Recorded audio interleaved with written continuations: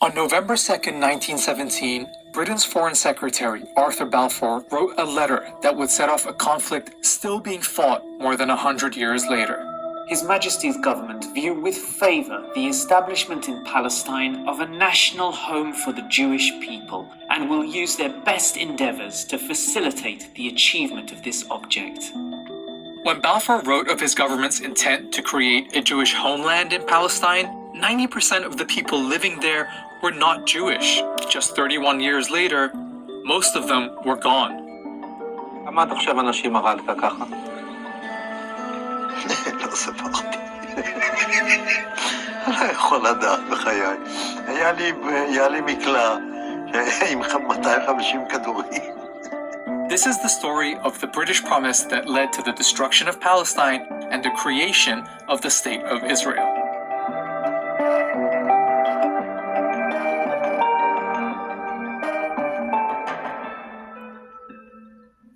Let's start with the obvious question.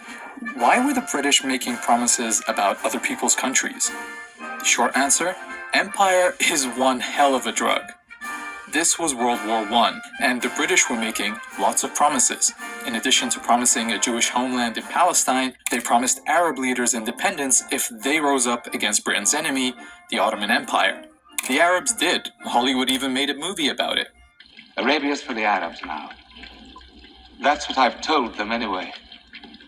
That's what they think. That's why they're fighting. Oh, surely. A month after Balfour's letter, British troops took Palestine, ending 400 years of Ottoman rule. The people who lived there were Arabs, mostly Muslims, but there were Christian and Jewish minorities too. There was also a tiny number of European Jews who in the late 1800s had started building small colonies there. At a time when many Jews were suffering horrific persecution in Europe, they felt Palestine could be an escape. The idea of building up a Jewish presence in Palestine became known as Zionism, but it stayed a fringe movement among European Jews. Many of them felt they shouldn't have to leave their countries to avoid persecution. But Zionism as a political movement took a big step forward with an Austrian man called Theodor Herzl. And this guy is a very important name in this story. In 1896, he published Der Judenstaat, or in English, The Jewish State. In it, he said the only way for Jews to avoid Europe's anti-Semitism was not just to leave, but to have their own country. And Herzl didn't just write. The next year, he organized a conference in Basel, Switzerland, the first Zionist Congress.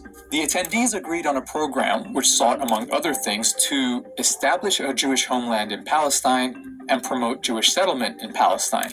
From here on out, the Zionist movement became very active, setting up funds to promote Jewish immigration to Palestine, companies to buy land there, and recruiting representatives to advocate for their cause with different governments. A few days after the conference, Herzl wrote this in his diary. At Basel, I founded the Jewish state.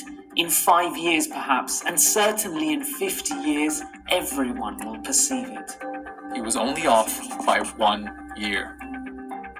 Okay, so that is a lot of history, but it's important because the Zionist movement is a critical part of the story going forward, especially after it found a friend in the British government, where a lot of high-ranking officials supported Zionism, sometimes for unexpected reasons. Prime Minister Lloyd George, for example, was a Christian zealot who believed gathering the Jewish people in Palestine would bring Jesus Christ back to earth. Others, like Balfour, believed that getting the Jewish people out of Europe and into their own country would be a good thing. Herzl was pretty visionary when he wrote that the anti-Semitic nations will become our allies.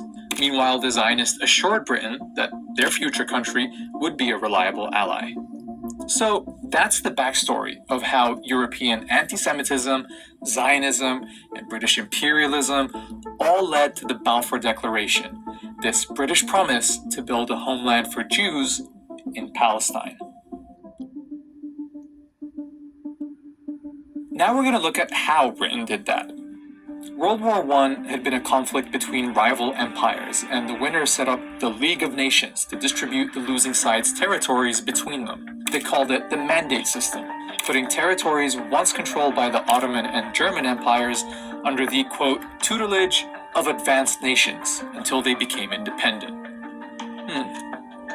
Britain was given the mandate over Palestine, but the Palestinian people were never asked what they wanted or what independence would look like to them.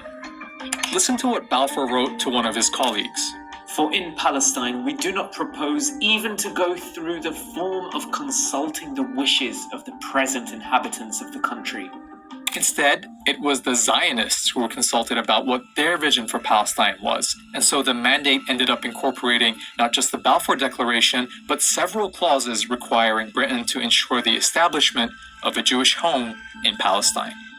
British rule was very accommodating to the Zionist project. The Jewish community in Palestine grew with big waves of immigration. They had their own schools and factories and even their own militia, the Haganah, and they were led by the Polish-born David Ben-Gurion, the leader of their representative body, the Jewish Agency.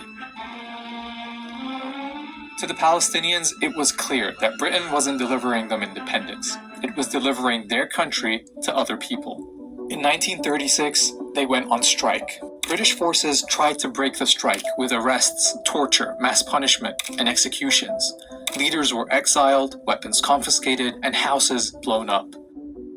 Palestinian fighters attacked British and Jewish targets, while British and Haganah forces would carry out joint raids on Palestinian villages. Something had to change.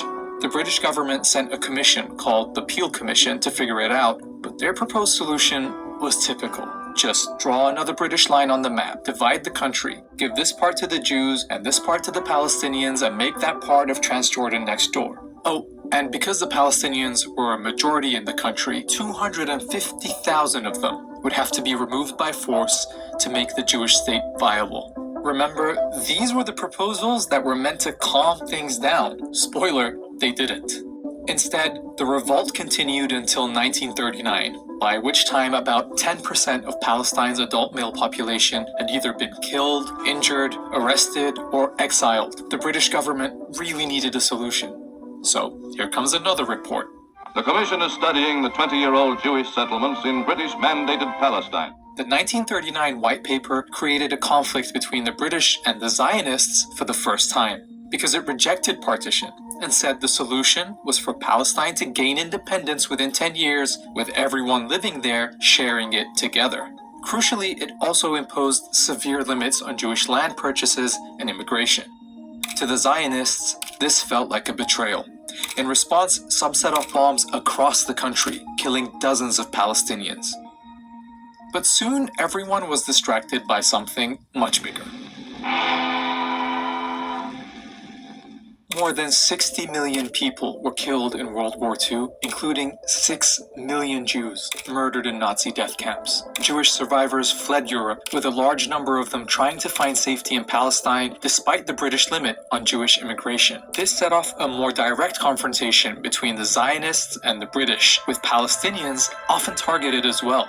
The Zionists knew two things. Militarily, they were stronger than the Palestinians, and Britain was exhausted by World War II, so it wouldn't have the stomach to keep fighting in Palestine. They were right. In 1947, after 30 years of occupation, Britain announced it was quitting Palestine and asked the newly formed United Nations to clean up its mess.